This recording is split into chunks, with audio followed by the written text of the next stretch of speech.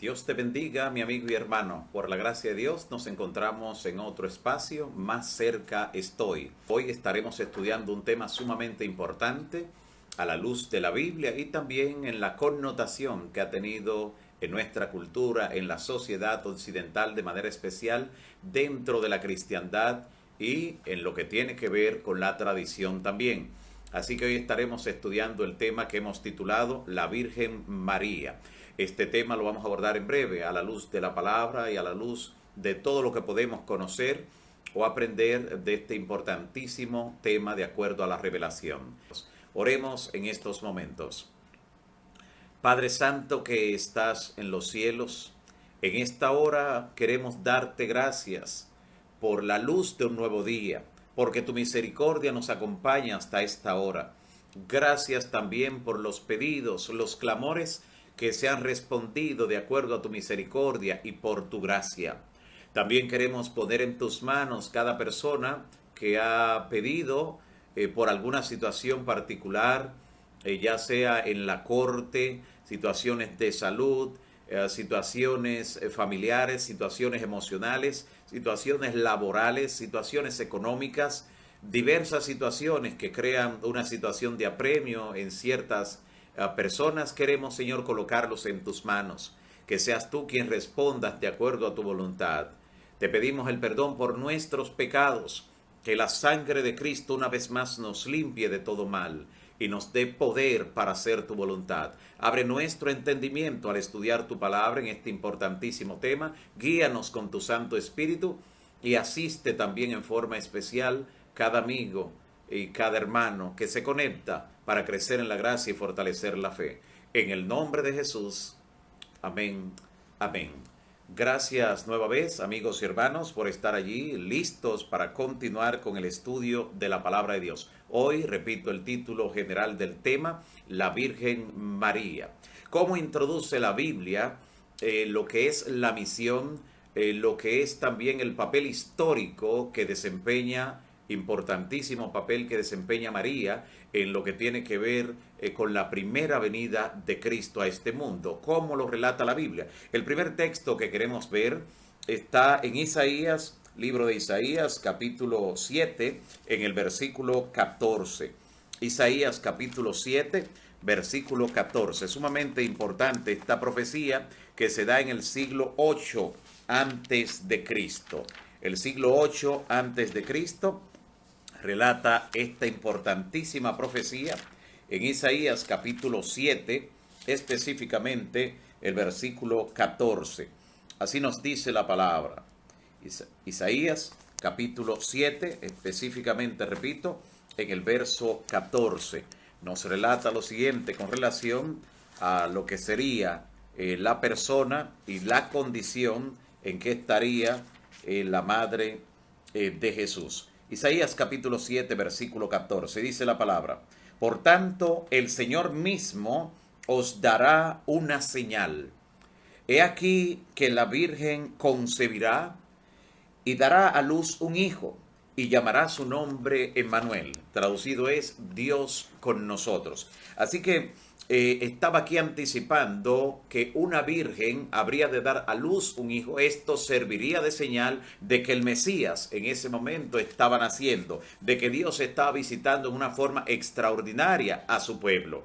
Cuando hablamos acerca de María, la madre de Jesús, y el papel que desempeña en lo que tiene que ver con la primera venida de Cristo, su papel histórico y la conducción y la crianza de Cristo en sus primeros años y que le acompañó hasta el último momento, incluso hasta en la cruz, estamos en presencia de una historia sumamente impactante, interesante, dramática por cierto, pero encontramos también en el Evangelio de Lucas, capítulo 1, versículo 26 al 31, Lucas capítulo 1, posiblemente Lucas es el que dedica mayor espacio entre los evangelios a hablar acerca de este episodio que rodeó lo que tiene que ver con el nacimiento de Cristo. Note lo que dice Lucas capítulo 1, versículo 26, dice: Al sexto mes, el ángel Gabriel fue enviado por Dios a una ciudad de Galilea llamada Nazaret,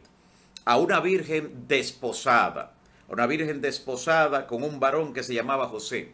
Así que ellos, aunque estaban recién casados, todavía no se habían unido conyugalmente porque había una costumbre de un par de semanas luego de contraerse así el matrimonio. Así que estaba desposada o recién casada con un varón que se llamaba José, de la casa de David, y el nombre de la virgen era María. Y entrando el ángel en donde ella estaba, dijo: salve, muy favorecida, el Señor es contigo, bendita tú realmente entre todas las mujeres. Mas ella, cuando lo vio, se turbó por sus palabras y pensaba: ¿qué salutación sería esta? Entonces el ángel le dijo: María, no temas, porque has hallado gracia delante de Dios. Y ahora concebirás en tu vientre y darás a luz un hijo y llamarás su nombre Jesús. De esta forma fue visitada María allí en la aldea de Nazaret por el ángel Gabriel. Se describe incluso el ángel que hizo esta visitación especial. Y en los versículos 46 al 48 encontramos algunos detalles adicionales. Entonces María dijo: engrandece mi alma al Señor. Claro, estaba agradecida por el privilegio que se le había dado de llegar a ser la madre de Jesús, de quien llegaría a ser el Mesías. Y entonces dice la palabra: engrandece mi alma al Señor, dice María, y mi espíritu se regocija en Dios mi Salvador. Ella pues reconoce a Dios como su Salvador, porque ha mostrado y ha mirado la bajeza de su sierva.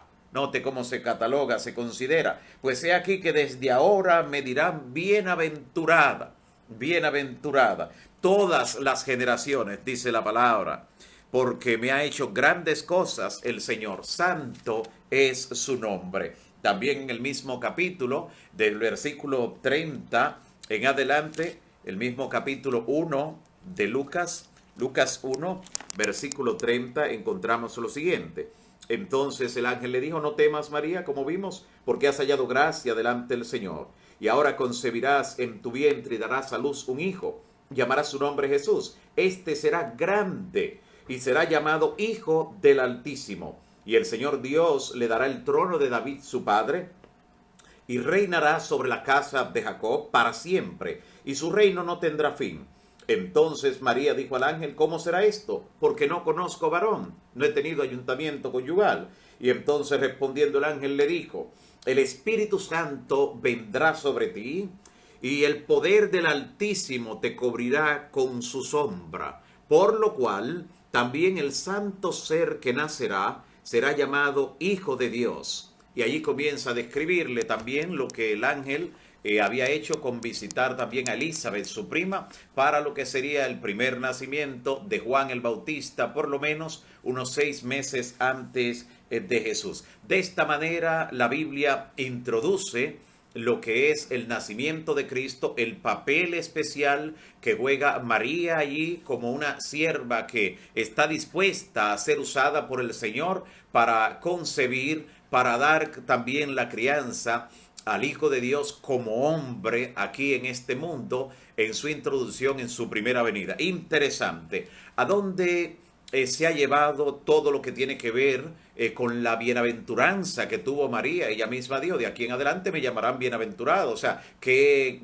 papel tan importantísimo, qué papel singular jugó en lo que tiene que ver con la historia, ser escogida por el Señor y ser señalada desde antes, como lo dijo el profeta Isaías, desde 8 siglos antes de que una virgen iba a concebir el amado Hijo de Dios. Un papel importantísimo, sin duda importante. Sin embargo, ¿a dónde ha sido trascendido todo esto a lo largo de la historia? Luego vemos, por ejemplo, a María acompañando a Jesús hasta el momento de su muerte en la crucifixión, siendo su corazón traspasado por ese dolor de ver a su hijo morir en la cruz del Calvario y luego tener el gozo de verlo resucitado. Todo eso lo vemos en la palabra. Luego le vemos incorporada a la vida junto con los apóstoles en lo que tiene que ver con la predicación del Evangelio. Allí concluye en la historia bíblica lo que tiene que ver con ese aspecto histórico. Hay otros elementos que todavía están en la Biblia que lo vamos a ver acerca de ella, pero antes queremos hacer un paréntesis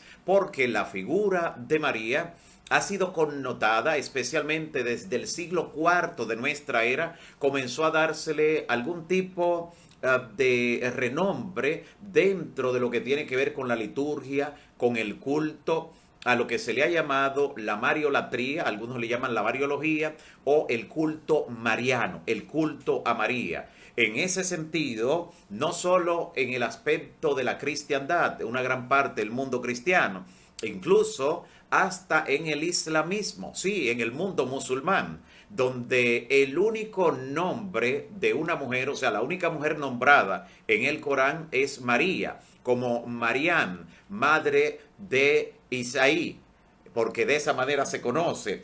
Isa, el nombre de Jesús en el Corán es Isa, y el nombre de María se repite en el Corán por lo menos 70 veces.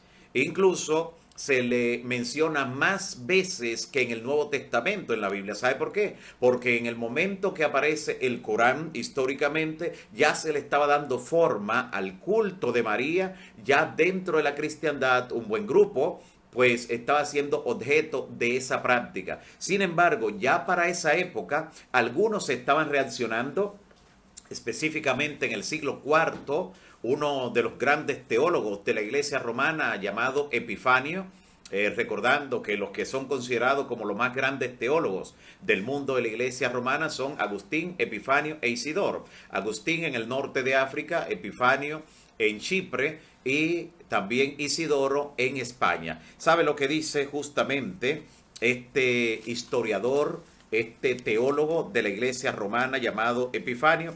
Él argumentó ya en el año 403 de nuestra era contra lo que él consideraba que era una herejía que se estaba infiltrando en el siglo IV de nuestra era con relación a practicar un culto a María, un culto que no tenía aval en las Escrituras. Y allí entonces él dice lo siguiente, esto aparece en el libro Contra Herejías en la sección 24 de Epifanio. Dice así: ella fue una virgen honrada por Dios, pero no nos fue otorgada para ser adorada, dice él. Y repito, estoy hablando de Epifanio, uno de los tres grandes teólogos de la Iglesia romana en el siglo IV. Escribe esto: no fue otorgada para ser adorada. Porque si Cristo no quiere que ni siquiera los ángeles sean adorados, menos, dice él, menos quiere que se le rinda culto a esta hija de Ana. De esta forma se le describe y dice que nadie le rinda culto a María, dice Epifanio, sino al Padre, al Hijo y al Espíritu Santo. Esto es interesante porque este es un documento que pertenece a uno de los grandes teólogos de la Iglesia romana, y ya en el siglo IV, cuando unos grupos comenzaban a infiltrar esto, él mismo estaba protestando en contra de ello. Sin embargo, a lo largo de los siglos, el mito se impuso. Y el culto mariano, como se le llama, se difundió, se esparció especialmente en los lugares donde la cultura de la Iglesia romana imperó. Y en diferentes lugares del mundo y en la teología también del catolicismo se le conoce como la Reina del Cielo, como la Madre de Dios, como la Siempre Virgen, como la Inmaculada Concepción, como la Corredentora junto con Cristo, como nuestra Madre, como la Señora de la Buena Muerte, en fin. Y en diferentes países se le conoce entonces con diferentes nombres según el culto o las supuestas apariciones que tuvo en el lugar, y entonces se le rinde culto en este culto mariano o lo que es la mariolatría mediante imágenes. En varios países se le conoce sencillamente como Virgen María, pero en otros lugares como en México se le conoce como Nuestra Señora de Guadalupe, en Argentina como la Virgen de Luján, en Bolivia como Nuestra Señora de Copacabana, en Brasil como Nuestra Señora Apreciada, en Canadá como Notre Dame de Cap, en Chile como la Virgen del Carmen de Maipú, en Colombia como Nuestra Señora de Chinquinquillá, en Cuba como la Caridad del Cobre, en España como la Virgen del Pilar, en Guatemala como la Santa María del Rosario, en Nicaragua como la Purísima, en Portugal como la Virgen de Fátima, en Santo Domingo como la Virgen de la Altagracia o de las Mercedes, todos esos nombres. Pero los primeros calificativos que hemos mencionado lo vamos a ver a la luz de la Biblia, por ejemplo, luego de observar ¿qué fue lo que realmente el Señor Jesús destacó con relación a esta práctica? Que no es nada nuevo, porque aunque surge a partir del siglo III y el siglo IV el culto a María, todavía estando Cristo en este mundo, algunos intentaron rendirle culto, rendirle algún tipo de veneración especial a María. Eso lo encontramos en la Biblia y vamos a ver la reacción de Cristo en ese sentido, para que notemos cómo la palabra de Dios tiene respuesta para todo lo que observamos en nuestro medio, incluso para los errores o las herejías que pueden introducirse, llevando ciertas creencias, ciertos nombres o ciertas vidas a ciertas connotaciones que la Biblia no apoya. Por ejemplo, encontramos en Lucas capítulo 11, versículo 27. Lucas capítulo 11, en el versículo 27, lo que se intentó hacer estando todavía Cristo aquí en este mundo. Lucas capítulo 11, versículo 27. Mire lo interesante de este pasaje. Dice la palabra: mientras Cristo decía, estoy en Lucas 11, 27, mientras Cristo decía estas cosas, una mujer de entre la multitud levantó la voz y le dijo: bienaventurado el vientre que te trajo y los senos que mamaste. Y claro, en su momento, ¿verdad? Y como mujer hemos dicho que María fue bienaventurada, pero aquí ella estaba haciendo una connotación, queriendo quitar la atención de la obra que Cristo estaba realizando, de Él como Salvador, que era donde debía fijarse la vista y la atención en quien lo había traído a este mundo como madre. Bienaventurado el vientre que te trajo y los pechos que mamaste. Y Él le dijo: antes, bienaventurados son los que oyen la palabra de Dios y la guardan. Noten cómo Jesús le quitó la atención a esta mujer y a posiblemente quienes le respaldaban en un intento de hacer algún tipo de veneración especial a la madre de Jesús, de hacer algún tipo de mariolatría, algún tipo de idolatría con María. Jesús le quita la atención de eso y le dice: son más bienaventurados los que oyen la palabra de Dios y la obedecen. Esos son más bienaventurados. Y no dijo que ella no era bienaventurada, pero mira cómo el Señor Jesús connota el hecho de que son más bienaventurados los que siguen la palabra de Dios, los que la oyen y la obedecen. Sumamente importante. Pero no solo esto aparece en la Biblia. Note lo que también aparece en Mateo capítulo 12, versículos 46 al 50. Mateo capítulo 12, versículos 46 al 50. Y esto es importante porque con esto el Señor Jesús, de manera especial, de manera particular, quiso ir desmontando cualquier intento, cualquier asomo de rendir una veneración especial o un culto en su adoración, en su práctica, en su liturgia a la persona de María. Note cómo dice en Mateo capítulo 12, Mateo, Evangelio de Mateo, capítulo 12, versículo 46 al 50. Mateo 12, versículo 46 al 50. Dice así la palabra de Dios: Mientras Cristo aún hablaba a los discípulos y a la gente, he aquí su madre, atención, he aquí su madre María y sus hermanos estaban afuera y le guardaban y le querían hablar. Pero Jesús, cuando escuchó a uno que le dijo: mira, he aquí tu madre, María, y tus hermanos están fuera y te quieren hablar, respondiendo Jesús al que le decía eso, le dijo: ¿quién es mi madre? ¿Y quiénes son mis hermanos?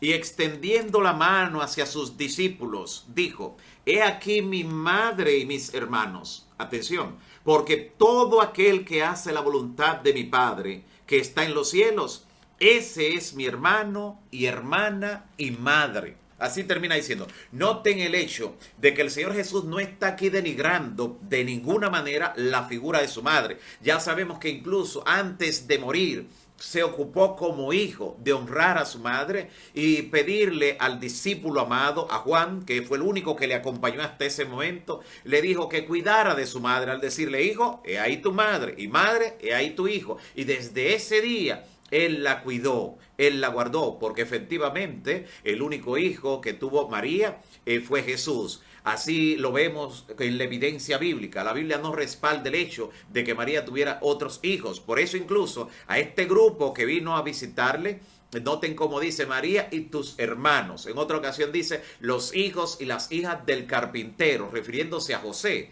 Virtualmente serían de un primer matrimonio del que habría enviudado, porque la evidencia bíblica no respalda el hecho de que ella tuviera otros hijos. Por eso, cuando estaba Jesús a punto de morir en la cruz, le encomendó el cuidado de su madre a su fiel discípulo, al discípulo amado, y la Biblia dice que desde ese día le cuidó. Así que de esta manera está destacando la palabra cómo Jesús en dos intervenciones, la que vimos en Lucas capítulo 11 y ahora en Mateo capítulo 12, Jesús está desmontando cualquier intento de considerar que por su filiación en lo que tenía que ver con la parte de la carne, por su familiaridad según la carne, tendría que connotarse, quedársele algún lugar por encima de las demás personas. Jesús estaba predicando el mensaje, estaba ocupado realizando la obra y le dicen, allí está tu madre y tus hermanos, te están buscando. Quieren que salga.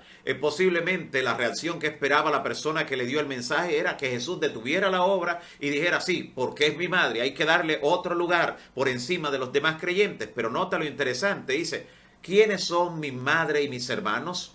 Y entonces señalando a los discípulos, a sus seguidores, dice, todo el que oye la palabra de Dios y la hace, ese es mi hermano y mi madre. Lo que está indicando que toda persona que sigue fielmente a Cristo, que obedece la palabra, está en ese nivel. Jesús lo considera como parte de su familia, porque Jesús no comenzó a vivir cuando vino en este mundo. Cuando vino a este mundo, el Verbo lo que hizo fue que se hizo carne, pero el Verbo siempre ha existido. De él dice la palabra en Juan capítulo 1, versículo 1 al 3, que en el principio era el Verbo, ya en el principio, y el Verbo era con Dios, y el Verbo era Dios. Por él fueron creadas todas las cosas, incluyendo el género humano, y él fue quien vino y se hizo carne y habitó entre nosotros. Y dice Colosenses 1:17 que él es antes de todas las cosas, y todas las cosas, las que están en el cielo y en la tierra, fueron creadas por él.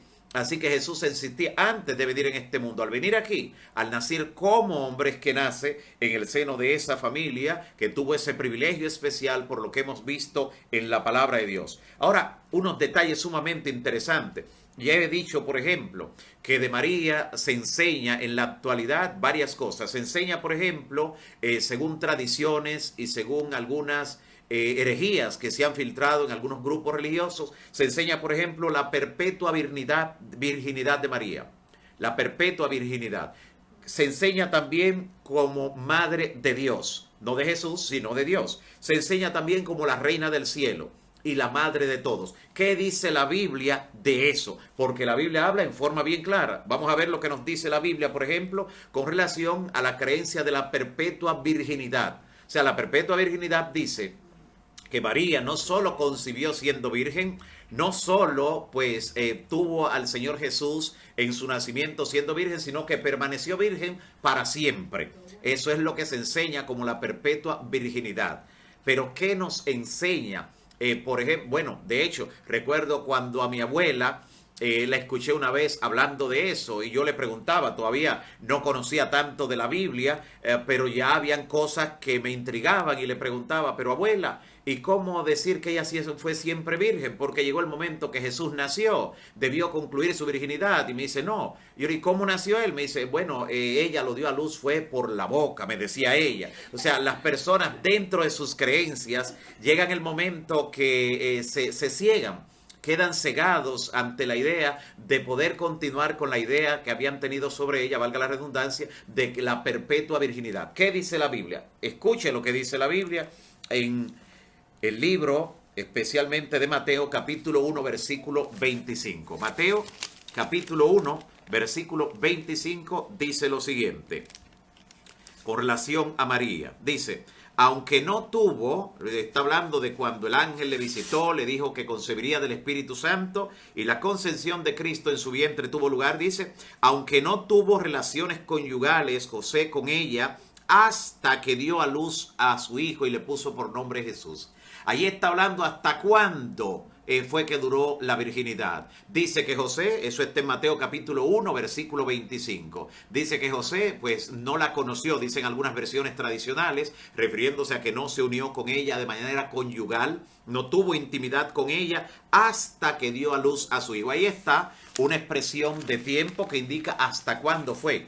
que no se unió con ella, porque ya estaban casados, pero no había tenido intimidad, estaba recién casado, desposado cuando le visitó el ángel, pero él no tuvo ningún tipo de ayuntamiento con ellos hasta que nació el Hijo, hasta que nació Jesús. Ahí está indicando hasta cuándo. Así que María no tuvo una perpetua virginidad, sino que tuvo un momento hasta, como dice Mateo 1.25, hasta que llegó el momento en que sí él se unió con ella en esa relación conyugal porque eran esposos. No fue algo que estaba ilegal, no era algo fuera de lo que Dios ha indicado en su palabra. No era algo impuro tampoco, solo que en la concepción de la iglesia romana, en la idea de la teología romana, ellos consideran que la unión conyugal, creen que la intimidad entre hombre y mujer, creen que ese fue el pecado original. Y entonces con esa idea de trasfondo, ellos quitan toda la manera posible de que esto no haya sido una realidad como presenta la Biblia, pero eso era lo normal como presenta la Escritura. En segundo lugar, también ha sido enseñada, catalogada por la teología de la Iglesia romana, María como Madre de Dios. Ya hemos visto que fue Madre de Jesucristo hombre. Así lo describe el apóstol Pablo en 1 Timoteo 2.5. Dice que hay un solo mediador. Y es interesante esa descripción. Hay un solo mediador entre Dios y los hombres, Jesucristo hombre. De ese fue la bienaventurada Virgen María en su momento, fue la madre de él, de Jesucristo hombre, no de Dios, porque Dios siempre ha existido. Y claro, considerar que fuera madre de Dios, más allá de Jesucristo hombre, es considerar que ella misma fuera sobrenatural, que ella misma fuera diosa. Y esto es bueno nosotros verlo a la luz de la Biblia. Y noten cómo hay que mantener un equilibrio, porque en el mundo del protestantismo, especialmente en gran parte del mundo evangélico, se habla de la figura de María con un aspecto despreciativo, con términos de desprecio, denigrando la persona de María. Pero recuerde que ella misma dijo, de aquí en adelante me llamarán bienaventurada, favorecida, tuvo un favor especial, pero de allí a llevarlo al culto, a una adoración, a practicar una idolatría, eso ya sí es en contra de la palabra, y sí hay que mantener un equilibrio. Incluso algunos se afanan por decir que sí y por querer demostrar que sí, que incluso tuvo otros hijos. La Biblia no apoya eso con lo que hemos visto. Así que de manera interesante podemos ver que efectivamente no era la madre de Dios, sino la madre de Jesucristo hombre. Pero para tratar de afirmar que sí, que era madre de Dios, que incluso ella tiene el nivel de una diosa, entonces para eso ocurrieron cosas interesantes en la historia. En el año 1853, por ejemplo, 1853, como no había respaldo para esa creencia que ya se había inculcado dentro del catolicismo, entonces en el año 1853, estamos hablando de menos de 200 años, el Papa Gregorio XIII entonces edictó la bula y la creencia de la Inmaculada Concepción de María. La Inmaculada Concepción, o sea, de que ella no tuvo un nacimiento normal, sino que ella nació de manera sobrenatural. Y como nació de manera sobrenatural, ella no tenía que ver nada con la humanidad, con la carne. Noten, esto dista mucho de lo que dice la propia María, que dice que el Señor vio la bajeza de su sierva. O sea, visitó a una mujer realmente, una mujer humana. Sin embargo, esto es lo enseñado por la Iglesia romana, por esta bula que dictó el Papa Gregorio XIII en el año 1853. Y más cerca de nosotros, en 1950, hace solo 70 años, el Papa Pío II entonces proclamó la Asunción de María, mediante la cual ellos dicen que María, luego de su muerte y de que su cuerpo entrara en corrupción, pues fue llevada en cuerpo y alma al cielo. Eso enseña la Iglesia romana, pero para esto no hay realmente apoyo bíblico. Así que ellos llegan hasta el momento de indicar que ella murió. Dicen que murió alrededor de los 72 años, pero que luego de ser sepultada, de repente desaparece su cuerpo porque tuvo una asunción sobrenatural. Todo esto dentro de esa creencia. Pero la Biblia indica, repito, que María fue madre de Jesucristo hombre, no madre de Dios. Espero que se entienda la gran diferencia entre una cosa y la otra. Luego la Biblia también nos aclara otro término. También es conocida María en el mundo religioso, donde se le practica culto a María, donde se practica la mariolatría o el culto mariano, pues se le conoce como la reina del cielo. se le conoce, escuche bien, como la reina del cielo. Y en muchos cuadros de los que son venerados y en muchas esculturas donde ella es venerada, se le coloca también una corona, considerándola como la reina del cielo. ¿Qué dice la Biblia en ese sentido? ¿Qué dice la Biblia con relación a esta expresión de la reina del cielo? En breve vamos a tomar en cuenta algunas preguntas, pero ahora vamos a explicar esto. Reina del cielo. ¿Qué dice la Biblia? Vaya conmigo al libro de Jeremías, capítulo 7. Libro de Jeremías, capítulo 7. Es importante saber algo antes de leer este texto. En el mundo griego se adoraba a la diosa Diana. Y los romanos tomaron la figura de Diana para considerarla como la reina del cielo, como la romana diosa del cielo. Sin embargo, mire lo que dice la Biblia, porque ya se practicaban estos cultos desde la antigüedad. Y mire lo que dice Jeremías, capítulo 7, desde el versículo 16. Sumamente importante cómo la Biblia tiene respuesta para todo. Jeremías, capítulo 7, versículo 16. Vea lo que nos dice la palabra. Y nuestro lema es que si lo dice la Biblia, yo lo creo. Jeremías 7:16. Mire lo que dice. Tú pues, mire la indignación del Señor. Tú pues, le dice a Jeremías, no ores por este pueblo. Ya no ores por ellos, no pidas por ellos, ni levantes por ellos clamor ni oración, ni me ruegues porque yo no te voy a oír. ¿Y por qué el Señor se indignó así contra el pueblo? Miren por qué. ¿No ves los que estos hacen en las ciudades de Judá y en las calles de Jerusalén? ¿Qué era lo que hacían? Los hijos recogen la leña, los padres encienden el fuego, las mujeres amasan la masa para hacer tortas a la reina del cielo. Note el culto que se realizaba en la antigüedad a una diosa del cielo, a una reina del cielo. O sea, este culto no es nuevo. No solo se introduce en el siglo IV, ajeno a todo lo que es la Biblia, dentro de lo que es el mundo de la iglesia romana, sino que vemos vestigios de la Biblia y cómo Dios se indignaba cuando se practicaba este tipo de culto a la reina del cielo, y dice, para hacer ofrenda a dioses ajenos, para provocarme a ira. O sea, Dios realmente se ofendía, se enojaba, se airaba cuando esta práctica se realizaba. Y en el versículo 20 dice, por tanto así ha dicho Jehová el Señor, he aquí que mi furor y mi ira se derramarán sobre este lugar, sobre los hombres, sobre los animales, sobre los árboles del campo y sobre los frutos de la tierra, y se encenderán y no se apagarán. Note la indignación del Señor. ¿A qué punto llegaba? Por practicar esto, de buscarse a alguien para llamarle la diosa o la reina del cielo, propiamente dicho, la reina del cielo, y practicar ese tipo de culto, ese tipo de adoración. Pero también se le llama nuestra madre. Es otro de los términos que en la teología de la iglesia romana tiene más preponderancia, nuestra madre.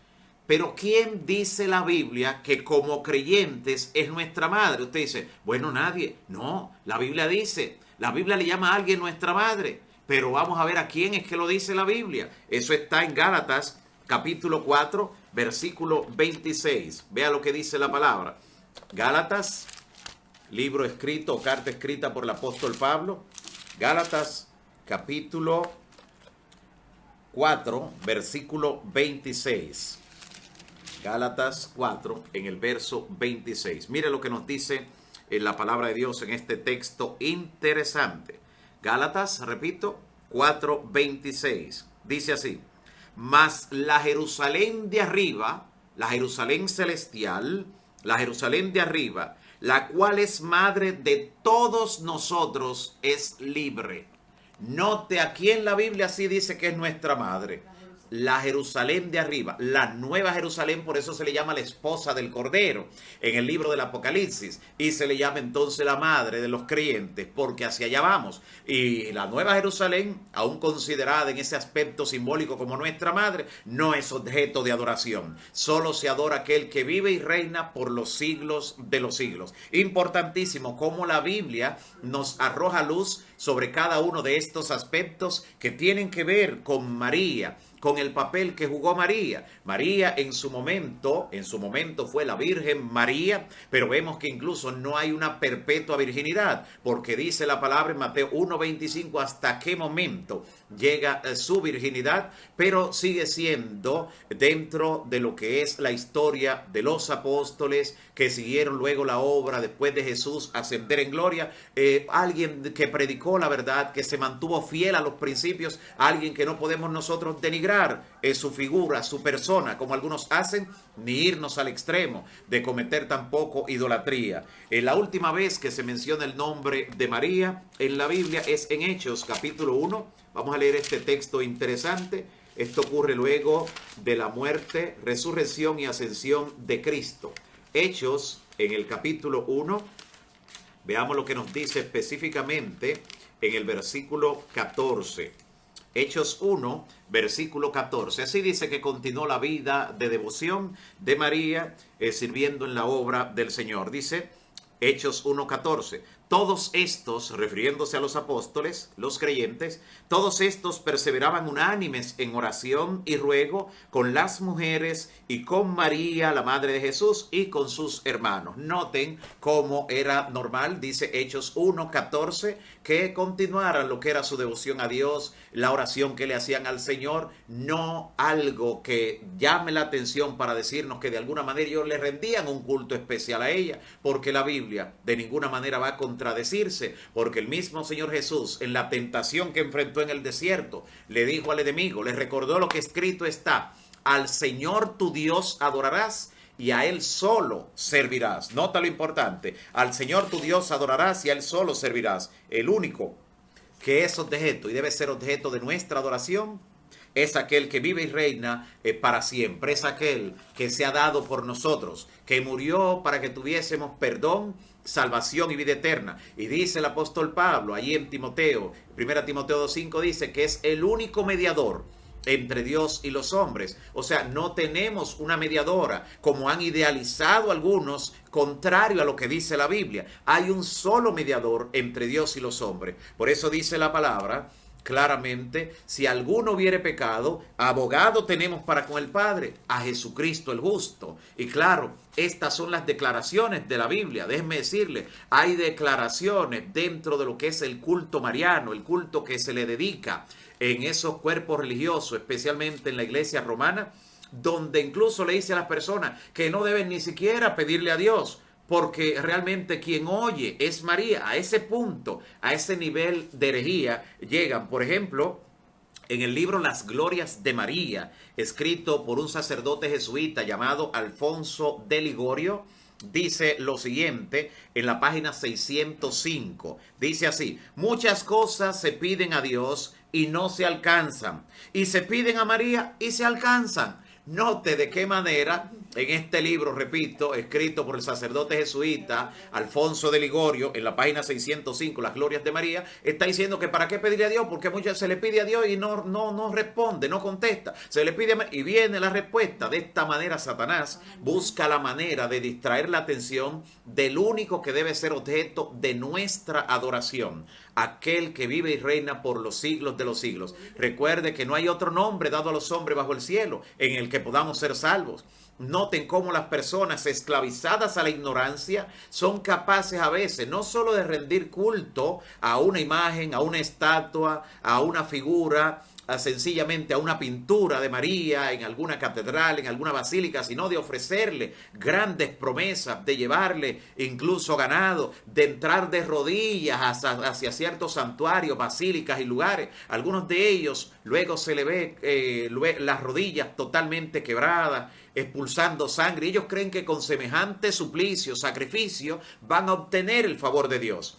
Es por esto que en algún momento, mirando cosas semejantes, Martín Lutero se paró en pie y dijo: el justo por la fe vivirá.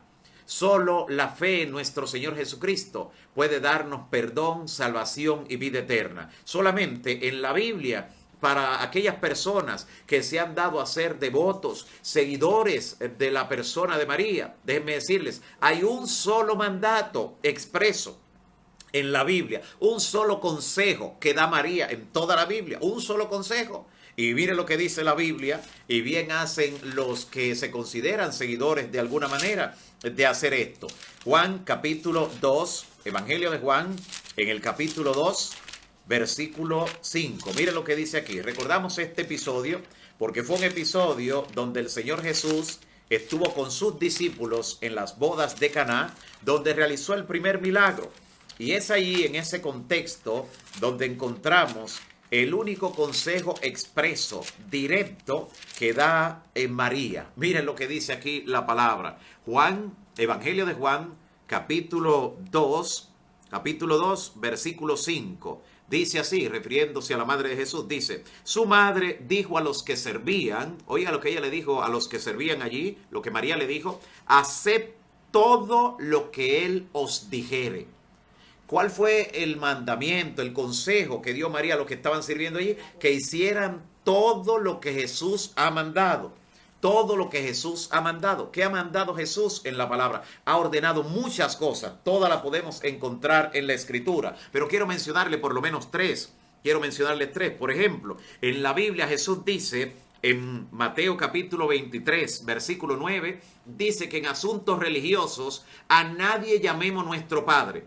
Dice eso Jesús. Y ella dice que hagamos todo lo que Él nos dice. Así dijo ella allí. Y dijo a los que servían, que a nadie llamemos nuestro Padre en asuntos espirituales. Y ustedes ven que dentro de la cultura de la iglesia romana, donde hay mucha gente que busca a Dios de corazón y que serán libertadas, porque Jesús dijo, conoceréis la verdad y la verdad os hará libre. Hay muchos que le llaman Padre a sus líderes espirituales porque le han enseñado así. Jesús prohíbe eso en Mateo 23:9. También Jesús dice en Mateo 6:7 que cuando oremos no usemos repeticiones, no usemos vanas repeticiones. Eso está diciendo Jesús. Y María dijo en Juan 2:5 que hagamos todo lo que Jesús dice. Pero también el Señor ha dicho claramente en su palabra, en Éxodo 24, dice Jesús en Éxodo 24, que no debemos adorar imágenes de nada que esté en el cielo, ni en la tierra, ni debajo de la tierra. Prohíbe la adoración de imagen, no importa que sea de un ser celestial, de un ser humano, de alguien que esté muerto.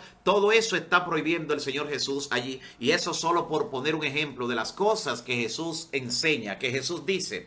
Y repito, el único consejo que da María en toda la Biblia es ese. Hagan todo lo que Jesús ha dicho. Note que algunas personas, pues tienen la inquietud. Abordé hace un momentito, explicaba con relación a los hijos de María, que algunos creen que María tuvo algunos hijos. Había explicado, la Biblia no expresa que María tuvo otros hijos. No, sí se habla de los hijos de José. Se menciona, por ejemplo, a Santiago, a Judas, a José. Se llamaba igual que su padre, José. Pero no menciona hijos de María a no ser Jesús. Jesús como el único hijo de María relatado en la Biblia.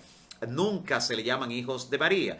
Número 2, los hijos de José que se mencionan allí en la Biblia eran mayores que Jesús, lo que respalda la idea de que son de un virtual primer matrimonio de él, del cual había enviudado antes de casarse con María. Eran mayores que Jesús, por eso siempre le andaban buscando para cuidarle, según ellos tenían que cuidarlo. Y número 3, cuando Jesús estaba a punto de morir en la cruz, como María no tenía otros hijos, por eso es que Jesús le encomienda el cuidado de María a su discípulo amado, a Juan, diciéndole, hijo, he ahí tu madre, madre, he ahí tu hijo. Así que la evidencia bíblica lo que respalda es lo que estamos presentando en la Biblia. Tengamos nosotros en nuestra vida lo que es un apoyo en la Escritura. Apoyemos lo que dice la Biblia, aceptemos lo que dice la Escritura. Sé que muchas personas que no conocían esta verdad, muchos amigos, al conocer esta verdad podrán liberarse en el nombre de Cristo. Posiblemente habían estado esclavizados a prácticas, costumbres y tradiciones sin saber por qué ni para qué, pero tenían el temor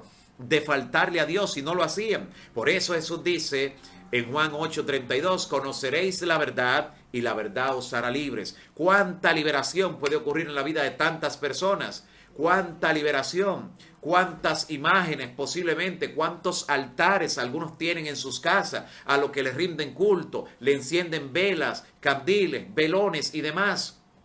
Le realizan promesa. toda esa esclavitud, a esa práctica, toda esa idolatría en violación directa al segundo mandamiento que prohíbe la adoración de imágenes y el hacerse imagen para adorarla, toda esa liberación tú la puedes tener ahora en el nombre de Cristo Jesús. Algunos, aún conociendo la verdad, a veces sienten temor de tomar la decisión porque el enemigo de alguna manera les infunde ese miedo para que no se liberen. Pero si tú oras a Cristo Jesús, Él te dará la fuerza y el valor para hacer lo que tienes que hacer en el nombre de Cristo.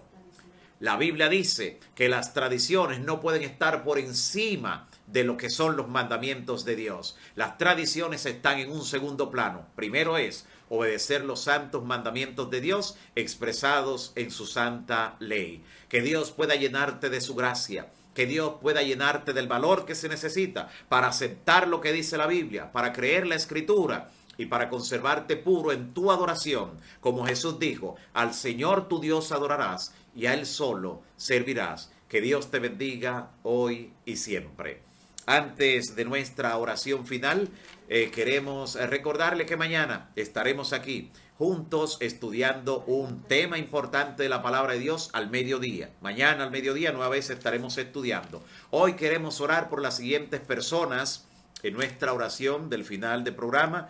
Por María Elena Reyes Andújar. Estaremos presentando en esta oración del final del mensaje de hoy. También estaremos orando por Gonzalo Alfredo Morales, también por Luz María Núñez. También ella pide oración por su hija Lucy. También estaremos orando por Marta Almanzar y ella pide oración por sus hijos Joan, Juan y Alexandra. También estaremos orando por Tania Adames Arias, y ella pide la oración por la salud de su tía. También estaremos orando por Sara Capellán, de igual manera por Tito Yenis estaremos orando también. Dulce Marte pide oración por soporte espiritual. También Xiomara Ramírez pide oración por su hija. Tony Seitelén está pidiendo oración por su familia. También estaremos orando por la gracia de Dios por Mauricio González Acevedo, y él pide la oración por sus hijos Laura Camila y María Catalina. También estaremos orando por Bélgica Espinal y familia. También oraremos por Wanda Pichardo. Ella pide la oración por su hermana, por un trabajo de manera especial. También Goris José y familia estarán incluidos en esta última oración de hoy.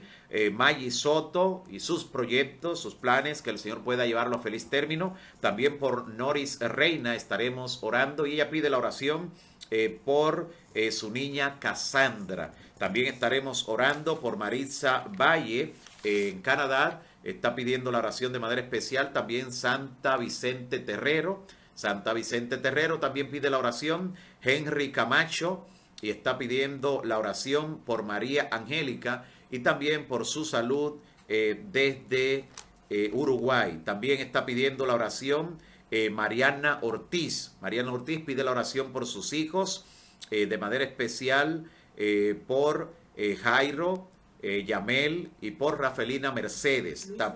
También estaremos orando por Luis La Antigua, por Lilian Peña Herrera, por Zoila Yapor. También estaremos orando por Ingrid Piña y familia. También por Sabina Polanco estaremos orando. Ella pide la oración por aquellos que perdieron a su padre, también a su hijo que está encarcelado. Así que está pidiendo la oración por esa familia, Sabina Polanco. También por Abisamuel, y porque el jueves tiene tiene corte ese día, y estaremos orando. También por Yaritza Encarnación estaremos orando por su salud. También por Margie Camacho, y pide la oración Margie por Tomás. Tiene también Margie Camacho pues algo de aprensión y de temor de ir al lugar de trabajo con esta situación. Queremos que el Señor pueda despejar esos temores. El Señor le dice, no temas. También estaremos orando por Noé Cornieles, que está de cumpleaños hoy. Noé Cornieles está de cumpleaños hoy y estaremos orando de manera especial por él.